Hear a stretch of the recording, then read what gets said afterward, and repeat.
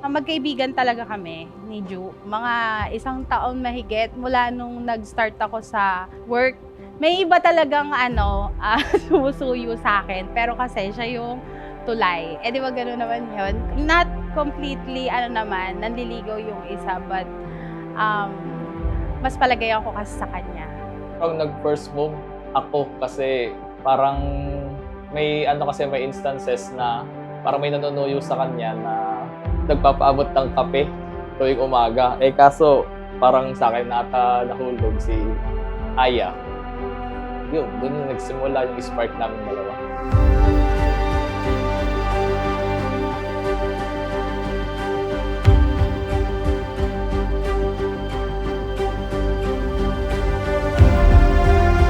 Naniniwala akong hindi tayo basta nagtagpo. Pinagtagpo tayo ng Diyos sa tamang oras. Kaya sa bawat araw ng ating buhay, pipiliin kong mahalin ka gaya ng pagmamahal ng Diyos sa atin. Tapat, mapagpatawad, at walang hanggan. Mahal na mahal kita, Aliana Villanueva Santos. Julian Bien.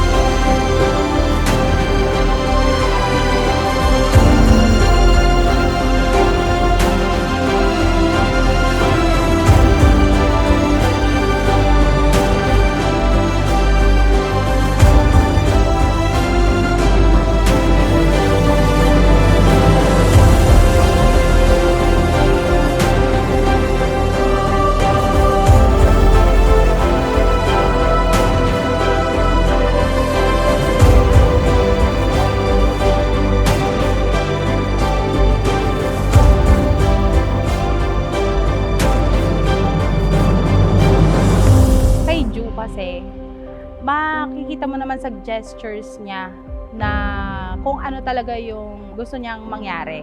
Yun nga lang kasi, siguro nahihiya siya, mahihiyain kasi siya. Kaya hindi siya nagtatanong kung pwedeng manligaw. Kaya ako yung nagtanong para malaman ko na talaga kung ano bang status namin. And he said yes. So, yun. So, at least na-confirm ko na. So, yun na. Doon na nag-start talaga.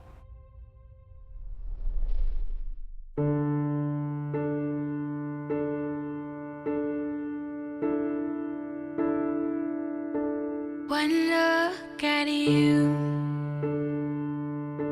my whole... Lumalabas-labas na talaga kami nung una as a group kasi magkakaibigan naman talaga kami. Pero nung huli na, kami na lang. Tapos may times na hindi na kami sinasamahan ng mga kaibigan namin.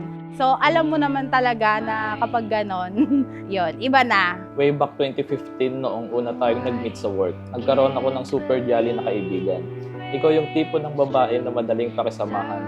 Ako naman yung lalaki noon na mukhang hudlong sa mga pelikula. I can't believe it's true.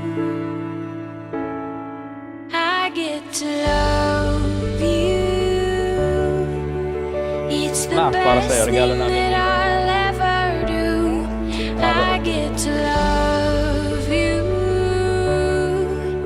It's a promise I'm making to you. Masaya kasi siyang kasama, hindi siya boring, ganon. Wala siyang masyadong drama. Masaya siyang kasama. I do. I get to love you. I get to love. Thank you, love. Finally, para simula na nag-US ako, lagi ko na pinaparinig to sa'yo. Ay, nako, galingan mo, anak. Galingan mo sa buhay. Papaulit mo muna ko. Kung tatanungin ako today why I chose you, I still would not know the answer. Sabi nga ni Gail Forman sa isang novel na nabasa ko, sometimes you make choices in life and sometimes choices make you. Pero kung tatanungin mo ko why I stayed, it's because of your consistency, because of how great you give the love that I deserve. You being responsible, you being steady, you being you. And for that, I will always be thankful. I love you always and forever, and I can't wait to marry you. All the love, Aya. Love, maraming salamat. Okay, lakad na tayo. It's the best thing that I'll ever do.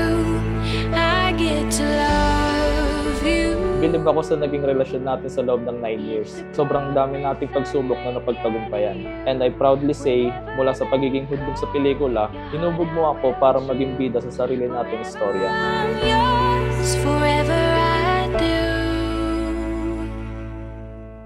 I get to love. Yung consistency niya talaga ever since, sobrang maalaga niya kasi sa akin. And yun naman yung gusto ko talaga. Sabi nga ng parents ko, dapat pipili ka ng tao na mas mahal ka kaysa sa mas mahal mo. So with you, sobrang naramdaman ko yun. And they say love is a journey. Mga lalaki, ibigin ninyo ang inyo-inyong asawa. Gaya ng pag-ibig ni Kristo sa iglesia, inihandog niya ang kanyang buhay para rito. This moment with me.